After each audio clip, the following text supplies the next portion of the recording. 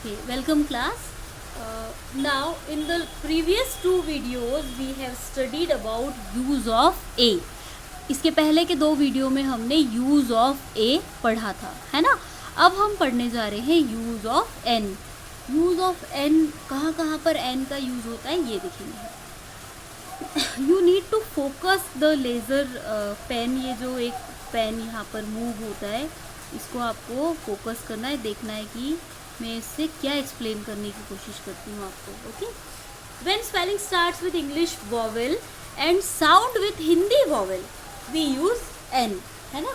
मतलब स्पेलिंग भी इंग्लिश के वॉवेल से शुरू हो रही है और उसका जो साउंड है वो भी हिंदी के वॉवेल से शुरू हो रहा है, तब हम उसमें क्या यूज़ करते हैं, an, right.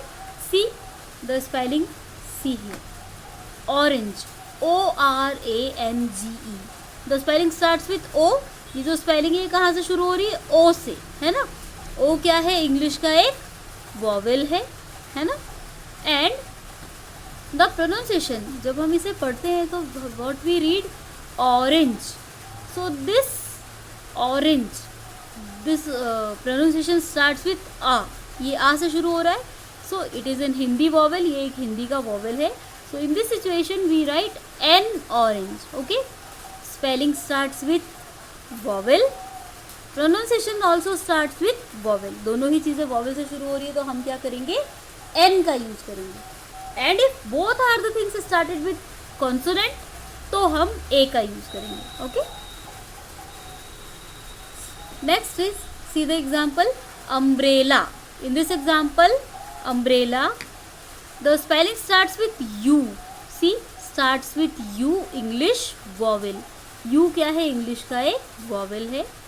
And sound with, इसका साउंड कहाँ से शुरू हो रहा है, अम्ब्रेला, अ। दिस स्टार्ट्स विथ अ से शुरू हो रहा है, so this is a Hindi vowel. अ हिंदी वॉवेल है इसीलिए हमने इसके आगे क्या यूज किया है, an, umbrella. Okay, next is ice cream. This word ice cream starts with English vowel. Ice cream जो है ये स्टार्ट होता है इंग्लिश के वॉवेल से और इसका जो साउंड है वो शुरू होता है अ से। अ इज ऑल्सो हिंदी वॉवेल, अ भी क्या है, एक हिंदी वॉवेल है। So in this condition what we use here, an ice cream. See I, this is English vowel, and a, when we read it, ice cream, so a is also Hindi vowel, so we write an ice cream. Here also an umbrella, right. So this is the first rule of use of n. Second is consonants, and when spelling starts with English consonant and sound with Hindi vowel, spelling शुरू होती है English के consonant से and sound with Hindi vowel, और उसका जो sound है वो हिंदी वॉवेल से स्टार्ट होता है। We use an before the noun, हम उस नाउन के आगे एन का यूज़ करते हैं, ठीक है। आप यहाँ पर देखिए आर, HOUR, आर लिखा हुआ है यहाँ पर, है ना। You can C the spelling starts with H, the spelling starts with H, but when we read it, जब हम इसको पढ़ते हैं, so what we speak, R. आप यहाँ पर देखिए एग्जाम्पल में, this here, R. We are not reading it हार, हम इसे ऐसा नहीं पढ़ते हैं, है ना। H is silent in this spelling. इस स्पेलिंग में H जो है वो साइलेंट है, so that's why we use NR, ठीक है, because the pronunciation starts with A. ये जो अ है ये एक हिंदी का वॉवेल है, that's why we use an are. Okay, I hope you must be understanding this. ध्यान से सुनना है 2-3 बार ताकि आप इसको समझ पाएँ। See more example, honest student.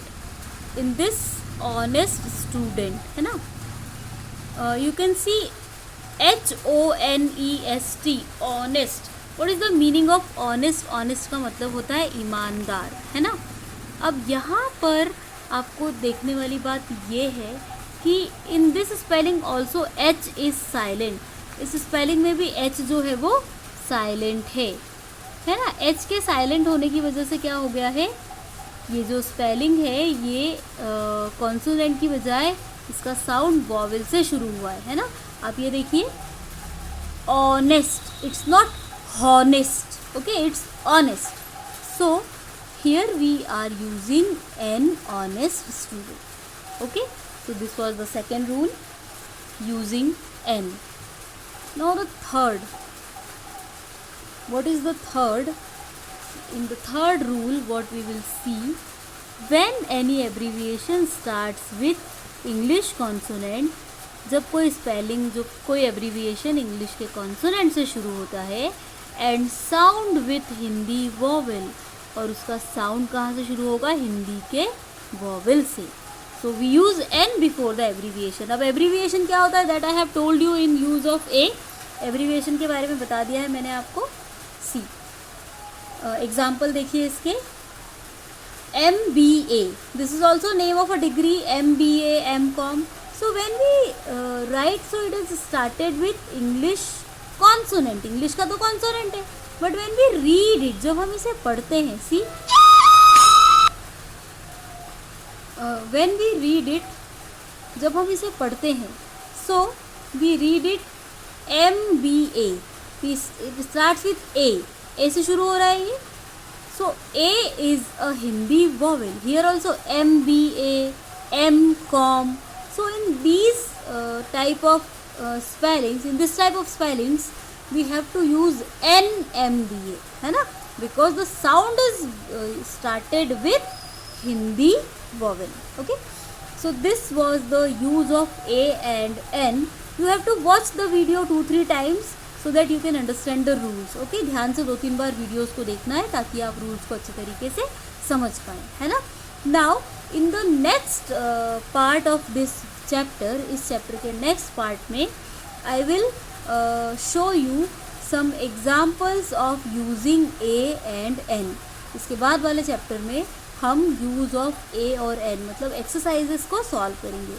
You have to write the things as it is in your copy. जिस तरीके से मैंने लिखा है बिल्कुल वैसे के वैसे ही आपको आपकी फेयर कॉपी में लिखना है, विद द एग्जाम्पल्स. जो एग्जाम्पल्स यहाँ दिए हुए हैं वो भी, और जो एग्जाम्पल्स हम अभी सॉल्व करेंगे वो भी. Okay, in the last video of A and N we will solve some exercises. After that we will start the. ठीक है, यूज़ ऑफ द हम बाद में शुरू करेंगे. Thank you.